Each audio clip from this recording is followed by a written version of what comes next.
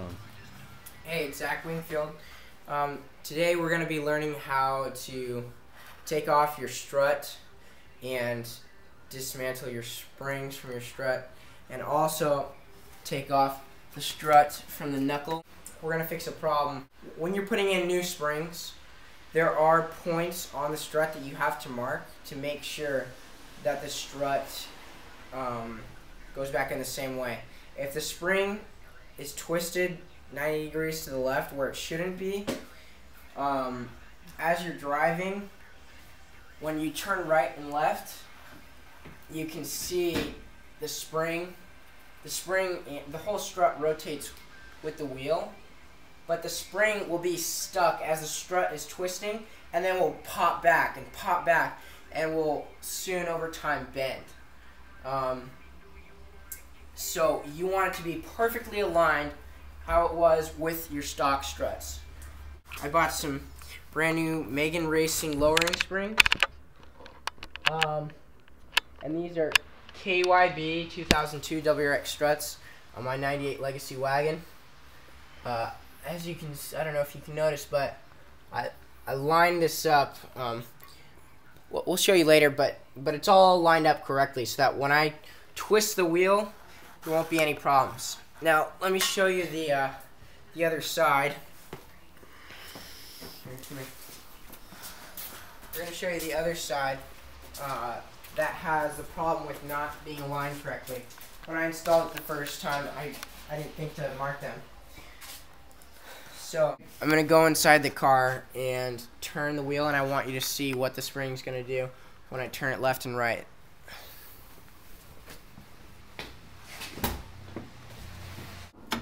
There you go. See, as I turn, it kind of makes clunking noises, and when the car is down and there's a lot of pressure on the spring, and you turn right and left, it's a lot worse, and the spring will like rebound and then come back, like each time you turn the wheel. It won't do anything when you're going straight, but when you turn right or left, it'll keep coming back.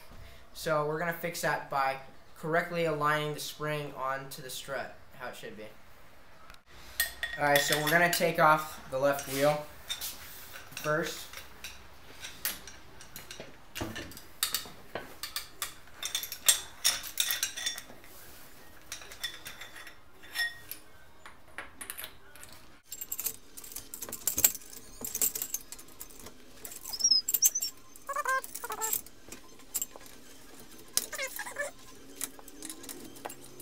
Okay, first what we're going to do is I'm going to show you the assembly. Here's the strut, here's the knuckle, here's the two bolts holding it in.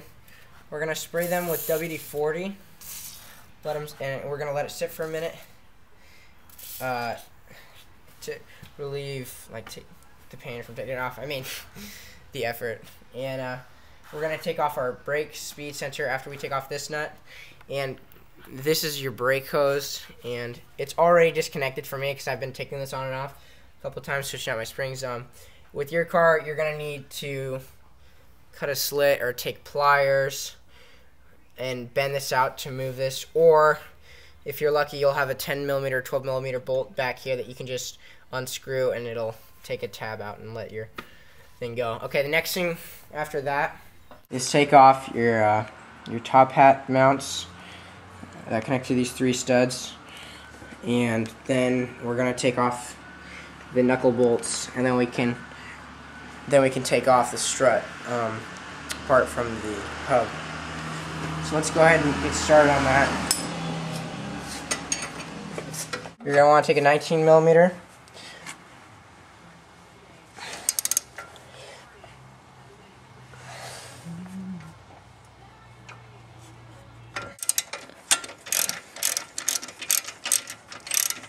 Much easier if you go from this side.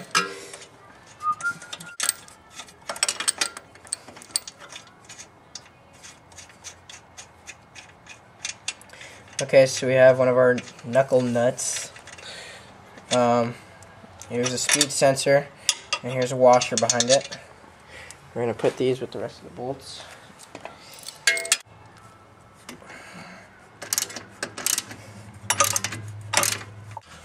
Okay, the next step is to take a hammer and just bang these out. If you don't do it quick enough, there's a lot of pressure on this, so it'll get stuck in there. So you just want to bang it quick so it flies out. Well, we'll do the bottom one first. Woo! Woo! There you go. Perfect. That's perfect, sir. You ready? Mister. Whoa.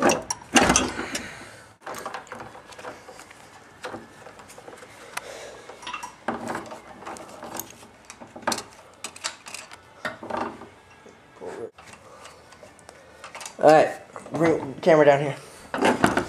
So now it's just going to slide out. That was a lot easier than the other side, wasn't it? Okay. So let me show you. This right here is basically lined up where it should be. This spring, but up here, you want this isn't really lined up at all. You want this to fit in the cup, right how it should be, and there's a specific spot on the cup. If you look under the rubber, you'll see an indentation from where the old spring used to sit. You want to line that up, and then you want to line the cup up with the groove. Like, see right here, it's curved, and this is flat. You want this curved part to be where this curved part is. Okay, so we're gonna use the spring compressors to compress the spring. What you do is you just take this here, tighten it down. You take a 19mm,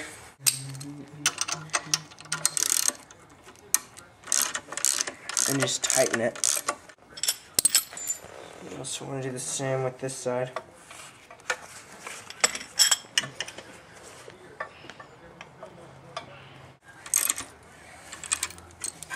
Alright, now we can take this top part off.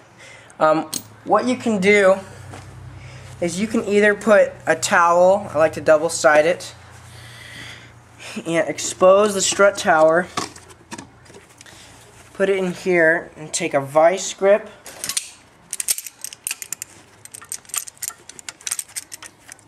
and tighten it down, and then take this off.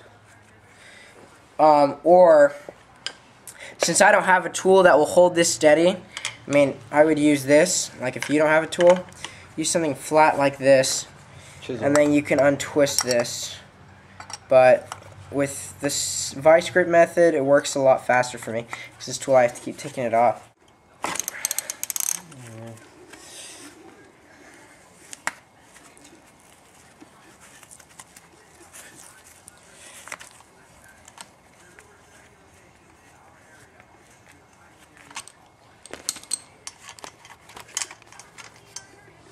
There we go. Now you can take off the top hat,